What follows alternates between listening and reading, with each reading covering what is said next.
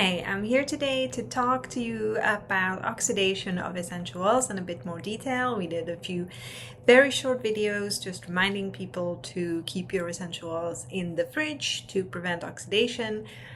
But I want to take a longer time to explain what oxidation is, how to prevent it, and how to keep essential oils in a good quality for as long as possible. So first of all, what is oxidation? Oxidation is a chemical process by which all substances in the world actually gradually degrade. They change into something else. Rust is an oxidative process. Aging is an oxidative process. Burning is a super quick oxidative process. So all of that is oxidation. Oxidation basically means that oxygen, is added to the molecules of the substance that is going through oxidation. Now, oxidation does happen everywhere, all at once, all the time. However, we can slow it down. We can prevent it from happening as quickly. It will happen eventually anyways. With essential oils, oxidation is the one process that we need to be aware of in terms of their shelf life. I know that some people may claim that essential oils last forever. Unfortunately, they don't, and we have a collection of essential oils that prove that point. And I may add some pictures here as an illustration. So essential oils do not last forever. They don't, however, go sour or grow mold or grow bacteria, or they shouldn't if they're genuine essential oils.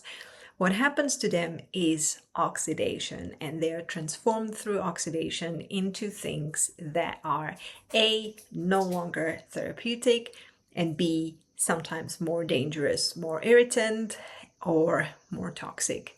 So you do not want to be using oxidated essential oils. How do you make sure that your essential oils are kept as good as possible for as long as possible? And how can you tell if they're oxidated? Well, for the first part, it helps to understand what makes oxidation happen quicker. So oxidation needs three things to speed up. Well, first of all, it needs oxygen. So if you prevent any access of oxygen to the substance, well, oxidation is not going to happen. So airtight containers, as full up as possible. One line of defense against oxidation.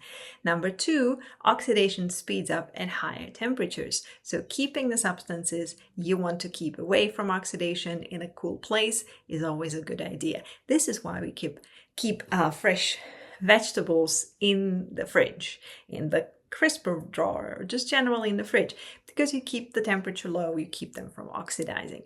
So no oxygen, low temperatures. And the third factor in oxidation is light. Sunlight will speed up, or any light, but sunlight, UV radiation will speed up oxidative processes. So you need to keep things away from oxygen, in cool and in the dark. And what space is closed off, cold and dark? If you said fridge, you win a point.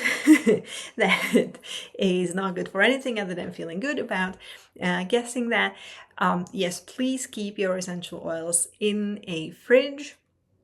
If you do not have the means to have a dedicated essential oil fridge, please keep them in a separate airtight container in your fridge, because they will make their way through the bottle caps and make everything smell like essential oils. So please keep them in an enclosed container, airtight, for extra protection from oxygen.